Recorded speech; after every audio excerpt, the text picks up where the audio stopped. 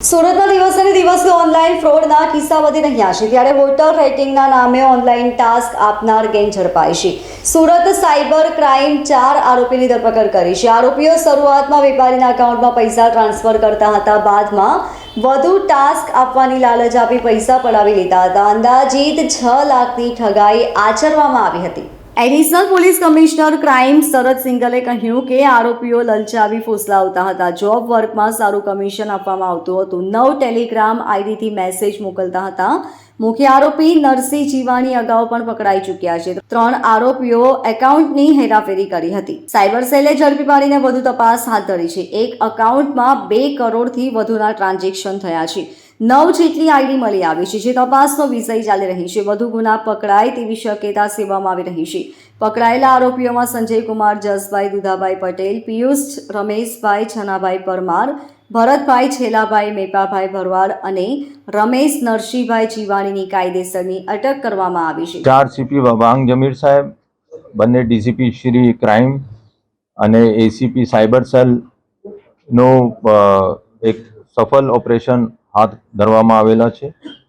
ગઈ માર્ચ 3, 2024 આ એક ગુના દાખલ થયા હતા, જેના આધારે આ આરોપીઓ જો નાગરિકોનો લલચાવી ફુસલાવીને કે જોબ વર્ક આપવામાં આવશે અને એમાં આપનો સારું કમિશન પણ આપવામાં આવશે, એવી રીતે 9 જેટલા અલગ અલગ ટેલિગ્રામ આઈડીથી આ લોકોનો મેસેજ મોકલતા હતા।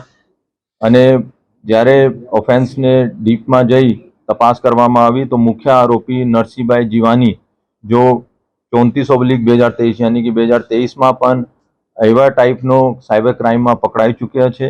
અને એના સાથે સાથે 3 જેટલા બીજા આરોપીઓ જો અકાઉન્ટ્સની હેરાફેરી પૈસાનો કરવા માટેની મદદ કરતા હતા। ત્રણોનો સાયબર સેલે સુરત સાયબર સેલે પકડવામાં સફળતા હાસિલ કરી છે। અને અત્યારે એની તપાસ ચાલુ છે, ક્યોંકિ એને એક એકાઉન્ટમાં 2 કરોડથી વધારે ટ્રાન્ઝેક્શન થયેલા છે।